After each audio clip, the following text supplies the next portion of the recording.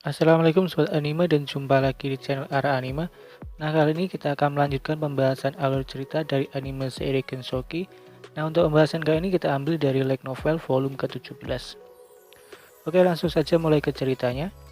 Cerita dimulai ketika Ryo dan yang lainnya berada bersama para tetua desa roh dan juga kelompok Gouki dari Yakumo. Ryo kemudian mengenalkan Miharu, Celia, Latifa, Aisyah kepada kelompok Gouki. Gouki di sini sedikit tertarik tentang Miharu dikarenakan ia mirip seperti orang dari Yakumo. Ryo lalu bertanya, apa yang dimaksud Sarah itu adalah kelompok Gouki? Gouki membenarkannya, lalu meminta maaf dikarenakan memintanya tanpa izin. Ryo lalu bilang bahwa ia tidak marah tetapi ia terkejut. Ryo kemudian bertanya beberapa pertanyaan ke Gouki. Ya intinya itu, perjalanan dari Yakumo ke hutan roh itu cukup berbahaya, tapi untungnya tidak ada korban jiwa dan dianggap sebagai pelatihan. Dan orang-orang yang dibawa Gouki adalah orang-orang yang bisa menguasai sihir roh dan sudah terlatih. Sedangkan Shin dan Sayo mengikutinya dikarenakan Sayo tidak bisa melupakan Ryo dan memaksa ikut. Tetapi kepergiannya itu sudah disetujui oleh Ruri dan Yuba. Gouki lalu menjelaskan bahwa mereka berangkat beberapa hari setelah kepergian Ryo dari Yakumo. Dan mereka baru saja tiba di hutan roh sekitar 1 bulan yang lalu. Ketika itu mereka sedang tersesat di dalam hutan, kemudian bertanya kepada penghuni hutan roh. Lalu ketika mereka menyebutkan tujuannya yaitu untuk bertemu Ryo, mereka pun disuruh tinggal dan menunggu Ryo. Kelompok Gouki juga menceritakan bahwa ia juga memberitahu tentang orang tua Ryo kepada para tetua. Gouki dan para tetua pun lalu meminta maaf ke Ryo dikarenakan sudah menceritakannya tanpa ada Ryo. Dan tujuan kelompok Gouki saat ini yaitu untuk membantu membalas dendam ke Lucius dan ingin menjadi pengikut Ryo. Ryo lalu mengatakan bahwa Lucius telah terbunuh. Tapi Gouki bilang membantu membunuh Lucius adalah tujuan kedua mereka. Dan tujuan pertamanya yaitu adalah untuk melayani Ryo itu sendiri. Ryo lalu bertanya bagaimana tentang pengikutnya yang lain. Salah satu dari pengikut Gouki bernama Aoi pun lalu menjelaskan bahwa mereka adalah yatim piatu yang sudah tidak memiliki apapun dan kemudian dikumpulkan oleh keluarga Saga. Dan mereka pernah berutang nyawa kepada Gouki dan Kayako. Dan mereka menganggap sebagai tuannya. Dan jika Gouki menganggap Ryo sebagai tuannya, mereka pun tidak akan keberatan akan itu. Tapi saat itu, Ryo masih bingung dan belum mengerti tentang kesetiaan mereka dan alasan mereka untuk mengikutinya. Gouki lalu menjelaskan bahwa mereka saat ini sudah tidak bisa melihat Sen dan Ayame lagi, dan sudah tidak bisa melayani mereka. Tapi saat putranya muncul dan menyadari kebenaran tentang orang tuanya sendirian, bahkan sampai ke wilayah Yakumo, itu adalah sebuah kesempatan yang diberikan untuknya untuk menebus kesalahannya dulu. Dan akan menyesal seumur hidup jika mereka tidak melakukannya. Walaupun dulu sudah pernah ditolak, namun bukan berarti mereka harus diam dan pasrah saja. Kelompok Gouki dan pengikutnya pun lalu berlutut dan meminta lagi untuk menjadikan mereka pengikutnya. Ryo di sini masih bingung apakah ia akan menerimanya atau tidak. Ryo saat ini sudah paham akan perasaan mereka, tapi Ryo juga tidak bisa begitu saja menyuruh mereka kembali ke kerajaan Karasuki. Lalu Ryo bilang ia akan membutuhkan waktu untuk memikirkannya. Gouki di sini sedikit senang dikarenakan Ryo tidak langsung menolaknya. Setelah melakukan pembicaraan itu, mereka pun pergi dari sana, lalu mengadakan sebuah pesta penyambutan untuk Ryo.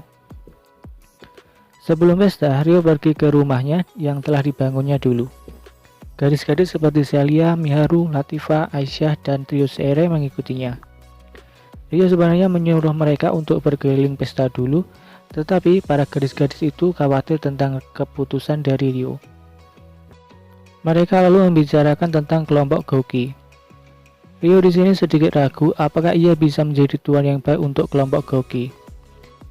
Ryo juga tidak pandai memerintah seseorang, tapi Ryo sebenarnya ingin menjawab perasaan Gouki-nya. Tapi menurut Ryo, daripada menjadikannya sebagai tuan, Ryo lebih suka mereka menjadikannya sebagai teman yang setara. Para gadis lain seperti Latifa, Miharu, Sarah lalu memberi beberapa saran kepada Ryo. Kemudian Celia mengatakan bahwa hubungan tuan dan pengikutnya itu memiliki banyak cara. Jika Ryo berpikir ia tidak suka berada di atas orang lain, mungkin setara itu tidak masalah. Celia lalu bilang bahwa sebenarnya kelompok Goki hanya ingin berguna bagi Ryo. Ryo di sini setuju pendapat akan Celia. Setelah pembicaraan itu, gadis-gadis pun bertanya tentang hubungan Ryo dengan Sayo dan Kumomo. Dan mereka bertanya-tanya apa yang sebenarnya pernah terjadi di kerajaan Karasuki. Ryo pun di sini berusaha menghindari pertanyaan itu dengan berkata bahwa itu adalah sesuatu hal yang pribadi. Para gadis pun semakin penasaran. Setelah pembicaraan itu, Ryo dan para gadis pun pergi ke pesta, lalu menemui Goki dan mengenalkan Latifa sebagai adiknya. Goki pun juga mengenalkan Kumomo. Setelah Latifa berkenalan dengan Kumomo, Latifa pun mengajak Kumomo pergi dari tempat itu. Ryo kemudian mengenalkan Miharu, orang yang membuat Goki tertarik dikarenakan ia mirip seperti orang dari Yagumo, dan beranggapan bahwa Miharu adalah orang dari sana. Ryo lalu menjelaskan tentang Miharu yang dipanggil ke dunia ini. Ryo pun kemudian menjelaskan bahwa Miharu bukanlah pahlawan, bahwa dia cuma terseret saat pemanggilan karena teman-teman Miharu adalah seorang pahlawan. Miharu pun lalu menceritakan bahwa dia diselamatkan oleh Haruto. Goki yang mendengar nama Haruto pun cukup terkejut. Lalu Ryo di sini menjelaskan bahwa dulunya ia telah dituduh di sebuah kerajaan dan ia menggunakan nama itu untuk digunakan sebagai samaran di wilayah astral. Miharu memanggil Haruto dikarenakan ia sudah terbiasa dengan nama itu daripada memanggil Ryo. Goki lalu membicarakan sihir teleportasi yang bisa membawa manusia dari dunia lain. Walaupun itu sulit dipercaya, Goki sangat terkesan dengan sihir itu. Ryo pun lalu menjelaskan bahwa sihir itu mustahil jika dilakukan saat ini, dan kemungkinan itu adalah peninggalan yang ditinggalkan para dewa di masa lalu. Mereka pun lalu melanjut mengobrol dan membicarakan Miharu yang mirip seperti Ayame yang saat muda dan juga membicarakan Aisyah yang merupakan roh humanoid tingkat tinggi yang sudah tertidur sejak lama dan akhirnya terbangun. Ryo akhirnya memulai membahas kelompok Goki yang ingin menjadi bawahannya. Ryo di sini memberitahu bahwa dia tidak bisa menjadi tuan dari siapapun. Dikarenakan Ryo sudah menganggap mereka cukup dekat dan Ryo sudah menganggap mereka sebagai temannya. Ryo lalu mengatakan jika mereka masih ingin mengikutinya, Ryo ingin melakukannya sebagai teman atau keluarga dan sebagai orang yang setara, bukan sebagai orang yang ada di atasnya. Ryo lalu menjelaskan bahwa mereka bisa bertindak terpisah darinya dan Ryo tidak keberatan jika mereka ingin kembali ke Karasuki kapanpun. Goki dengan semangat menerimanya. Ryo lalu menawarkan untuk kembali bersama ke Karasuki untuk melaporkan kejadian ini. Kelompok Goki pun lalu menundukkan kepalanya dan dengan senang hati akan menerimanya. Ya intinya tuh gini, Ryo tuh menjadikan kelompok Goki sebagai pengikutnya, tapi mereka itu masih bisa bertindak bebas dan tidak tergantung perintah dari Ryo. Pesta pun terus berlanjut, lalu Kumomo menarik lengan baju Ryo dan bertanya, apa Ryo tidak ingin bertemu Sayo dan Shin? Ryo sebenarnya sudah beberapa kali mendekati mereka, tetapi Sayo selalu menghindari. Ryo pun kemudian memutuskan untuk menemui Sayo dan Shin kembali.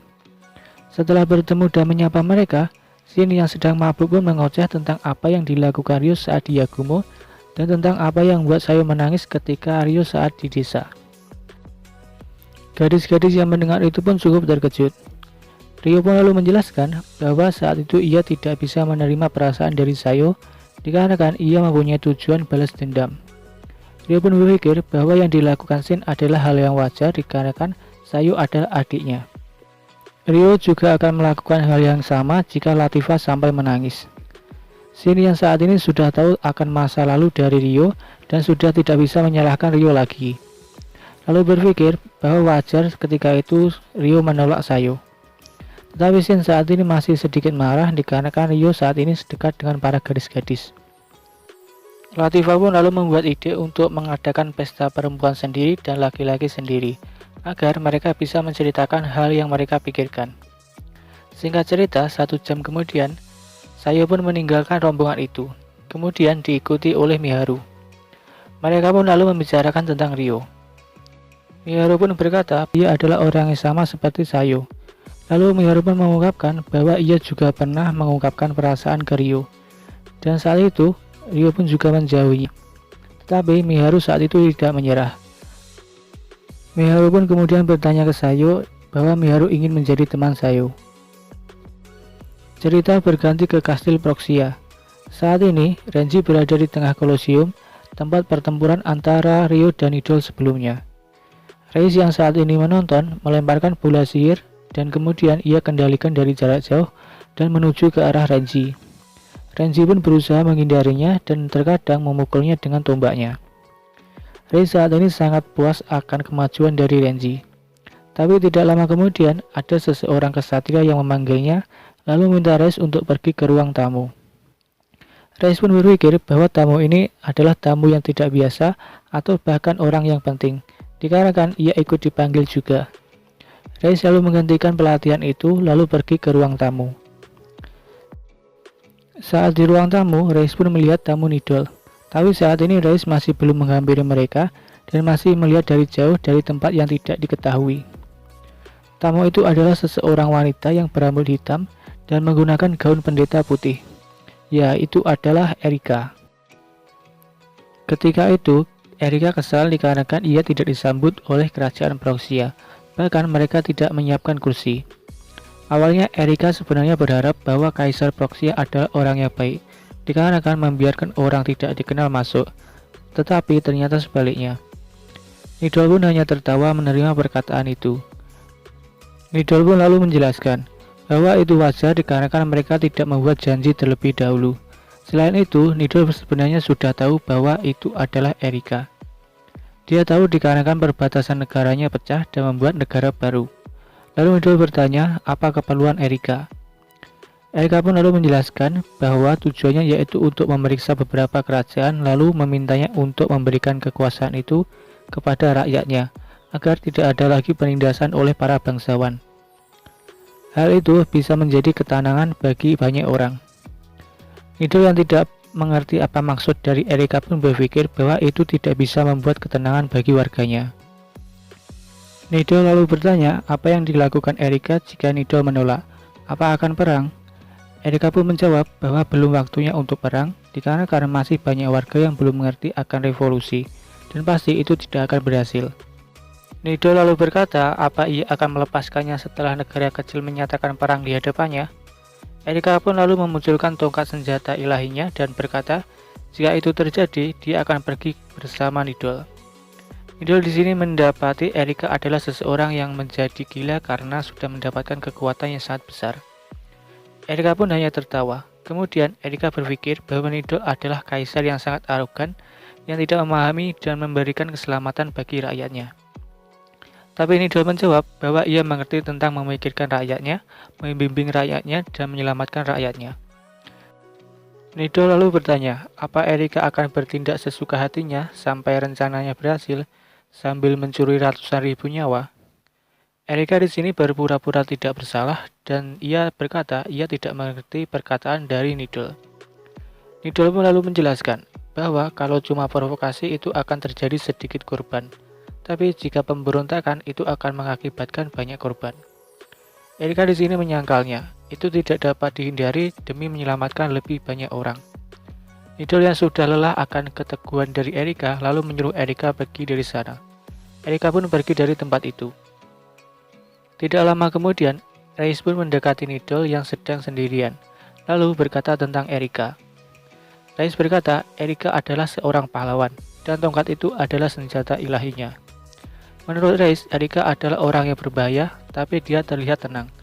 Tapi Reis berpikir bahwa kekuatan Erika tergantung seberapa banyak Erika bisa menggunakan kekuatan senjata ilahinya. Menurut Reis, Erika bisa mengganggu keseimbangan wilayah astral dan mungkin lebih merepotkan daripada Ryo, dikarenakan Erika adalah seorang pahlawan yang akan sulit untuk dibunuh, dikarenakan ada senjata ilahinya. Reis kemudian berpikir untuk mengawasi Erika, kemudian Reis pun mengejarnya. Erika saat ini tengah berjalan sendirian di luar kota, lalu berpikir memang seperti itulah seseorang kaisar. Erika lalu memutuskan untuk mengubah caranya ketika ia melakukan negosiasi lagi. Tapi Erika saat ini masih bingung akan tujuannya kemana. Tapi setelah ingat bahwa guild pedagang Rika menjanjikan hal yang besar untuk negaranya, Erika pun memutuskan pergi ke sana. Erika saat ini memutuskan untuk bertemu dengan Liselotte daripada bertemu dengan Francois. Setelah itu, Erika pun menghampiri bawahnya dan kemudian berangkat ke sana. Cerita berganti ke Rio. Saat ini 2 minggu setelah Rio meninggalkan desa Roh dan telah sampai di wilayah Yagumo. Saat ini Rio bersama para gadis, Gouki, Kayoko, Kumomo, Aoi, Sayo, dan Shin. Dan untuk bawaan Gouki yang lainnya saat ini menetap di hutan Roh, dikarenakan tidak mungkin akan dibawa saat terbang. Aryan membawa 7 orang di punggungnya, sedangkan Rio, Aisyah, dan Orpia membawa 1 orang saja. Tetapi ada beberapa perdebatan saat itu, jadi mereka pun memutuskan untuk bergantian saat dibawa Rio. Setelah sampai, mereka pun mendarat di luar kota, tepatnya di desa kelahiran dari Zen. Singkat cerita, setelah berjalan menyusuri desa, rombongan Rio pun melihat orang-orang di sana yang sedang makan di alun-alun. Awalnya, kelompok Rio sedikit dicurigai, tapi setelah tahu bahwa itu adalah Rio dan orang-orang dari Yagumo, mereka pun lalu menyambut rombongan dari Rio. Ya, intinya kelompok Rio ini pergi ke Yagumo untuk menyampaikan tentang keputusan kelompok dari Gouki. Rio pun juga pergi ke kuburan orang tuanya, lalu bertemu Rory dan Yuba, dan juga bertemu kakek neneknya yang ada di kerajaan Karasuki. Rio juga mengenalkan Celia, Miharu, Aisyah, Latifa ke mereka semua. Di sana Rio menjelaskan tentang Miharu, kenapa ia berambut hitam dan kenapa ia mirip seperti orang-orang dari Yagumo. Walaupun Rio berkali-kali digoda dikarenakan membawa gadis-gadis cantik, Rio pun lalu menjelaskan bahwa mereka cuma teman. Dan setelah 2 minggu kemudian, Rio dan rombongan pun kembali ke hutan Roh. Cerita berganti ke Erika yang saat ini sudah tiba di wilayah Stra, tepatnya di Amandi. Hari ini tepat ketika Rio meninggalkan kerajaan Karasuki dan sedang kembali ke wilayah Stra. Di tengah perjalanan, Erika mendapati makanan-makanan Jepang yang dijual di sana. Erika di sini sangat senang dikarenakan telah datang ke Amandi. 1 jam kemudian, saat Liselotte sedang mengurus berkas-berkas yang sudah menumpuk bersama dengan Erika, Chloe memberitahu bahwa ada tamu yang datang tanpa janji terlebih dahulu, dan orang itu adalah Santo Erika. Liselotte yang mendengar nama itu lalu teringat dengan pemberontakan di sebuah kerajaan kecil di dekat wilayah Proxia. Arya di sini bertanya-tanya kenapa mereka datang ke Amandi. Liselotte pun lalu memutuskan untuk menemui mereka dan untuk mengumpulkan informasi. Setelah melihat Erika, Liselotte pun berpikir bahwa Erika adalah orang Jepang dan berpikir mungkin Erika adalah seorang pahlawan ke-6, dikarenakan ia telah berhasil menghancurkan sebuah negara kecil. Mereka kemudian berbincang-bincang. Erika di sini bertanya apa ia tahu tentang dirinya.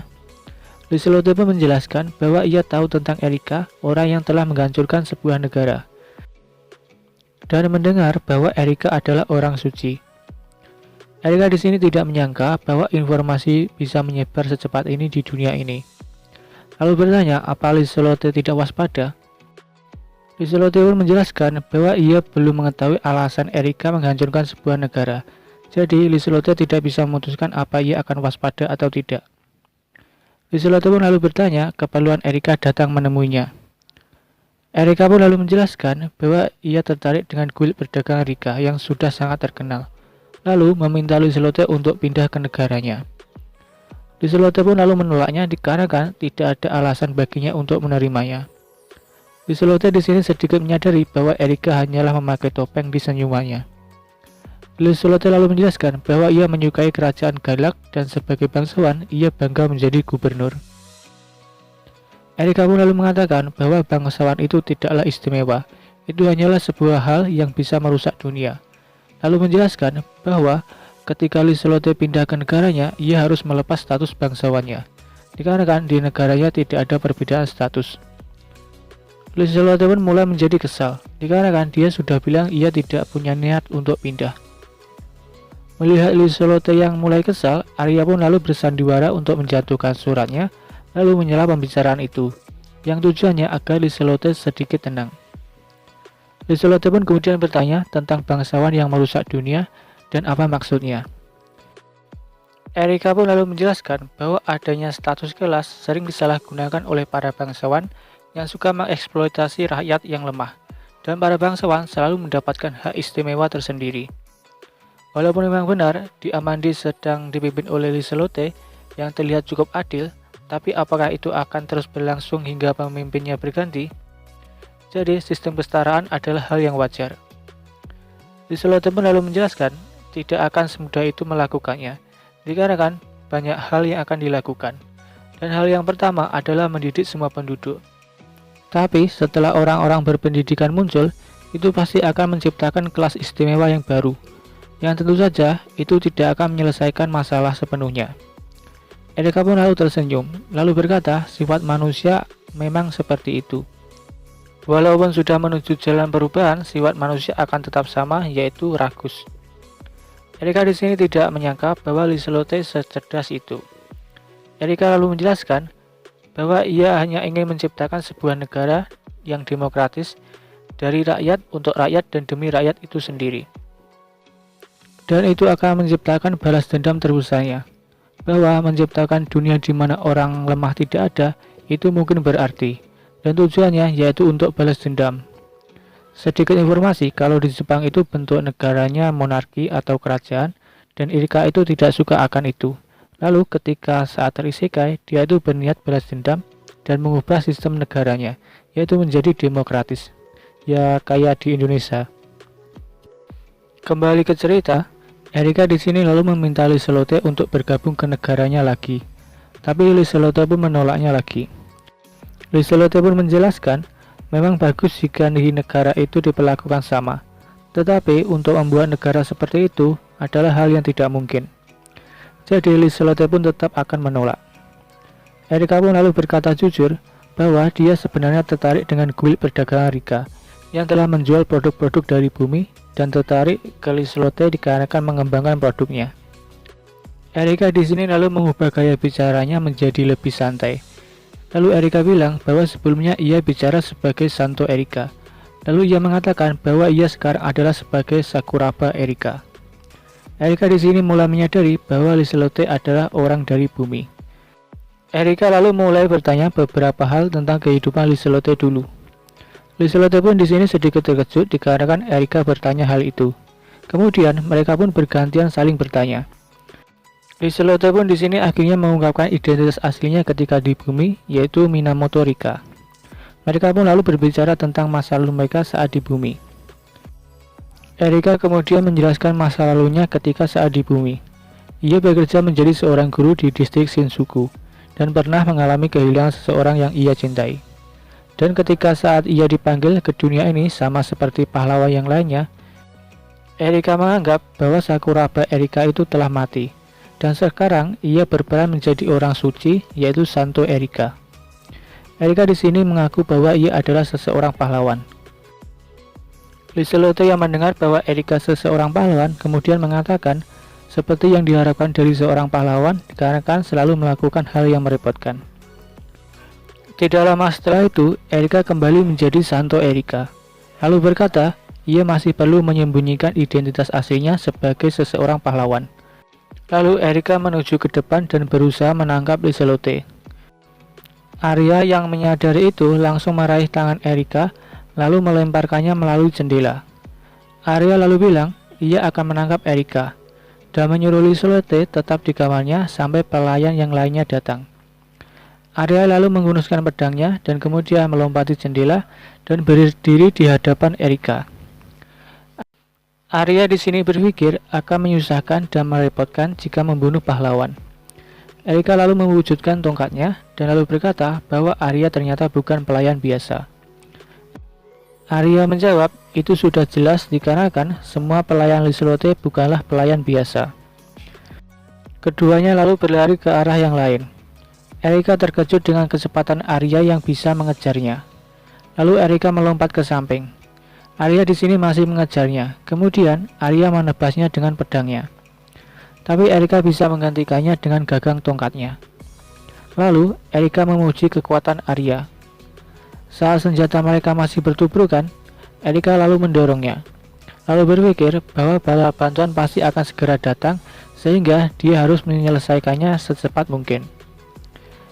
Erika lalu mengayunkan tongkatnya untuk menjaga jarak dari serangan Arya.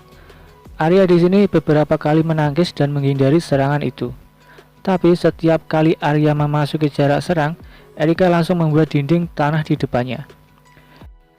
Tidak lama, Erika lalu melepaskan dinding tanahnya, lalu berkata Arya adalah lawan terkuat pertamanya saat ada di dunia ini. Arya di sini juga memuji kekuatan Erika, tapi Arya sadar bahwa Erika tidak pernah melakukan latihan tempur, lalu bilang ia akan segera mengakhirinya. Tidak lama kemudian, Erika berlari ke arah Arya, lalu mengayunkan tongkatnya, dan membuat tanah bergerak dan membuat gelombang kejut ke arah Arya. Arya melompati serangan itu, lalu lanjut berlari ke arah Erika. Erika kemudian mengayunkan tongkatnya lagi. Tetapi Arya mengayunkan pedangnya dari atas hingga membuat tongkat Erika jatuh ke tanah. Setelah itu, Arya memukul dada Erika hingga membuatnya terlempar dan terguling-guling di tanah. Arya berpikir bahwa serangan baliknya dari pukulan itu pasti terasa dan membuatnya terluka. Erika lalu merangkak gemetar, tetapi ia masih sanggup berdiri. Arya berpikir ini pasti sudah berakhir, lalu ia memutuskan untuk cepat mengakhiri ini. Arya lalu mendekati Erika, kemudian menendang perutnya ke atas hingga tubuh Erika naik dan jatuh ke tanah, hingga tak sadarkan diri. Tidak lama setelah itu, Natalie dan Cosette mendekati Arya dari mansion. Mereka juga membawa alat penyegel sihir. Arya di sini berpikir yang terpenting adalah mengalahkannya dengan cepat dan cepat membelenggu dengan alat sihir supaya Erika tidak mengamuk. Arya kemudian menekan punggung Erika lalu menyuruh Natalie dan Cosette memasangkan penyegel sihir. Tapi saat baru memegangnya, Erika lalu bangkit lalu melemparkan Arya ke udara. Arya terkejut dikarenakan ia pikir tidak mungkin jika Erika tidak terluka. Erika hanya tersenyum lalu berlari ke arah mansion. Arya lalu menyuruh Natalie dan Cosette untuk menghentikannya. Tetapi Erika mengayunkan tongkatnya ke tanah dan menciptakan gelombang kejut yang lebih besar dari sebelumnya dan mengeluarkan asap dan debu yang cukup besar. Arya yang melihat sosok Liselotte menonton dari pertempuran di lantai 2, Arya berpikir ini sangat buruk dikarenakan Erika sedang menuju ke sana. Arya kemudian akhirnya mendarat ke tanah. Kemudian ia berlari melewati asap dan menuju mansion. Tapi tiba-tiba Liselotte berteriak dan untuk kembali. Tidak lama setelah itu, Arya melihat sosok Erika yang tersenyum dan lalu mengayunkan tongkatnya. Dan ternyata Erika masih belum menuju ke mansion. Tepat ketika Erika menyelesaikan ayunannya, pandangan Arya menjadi gelap.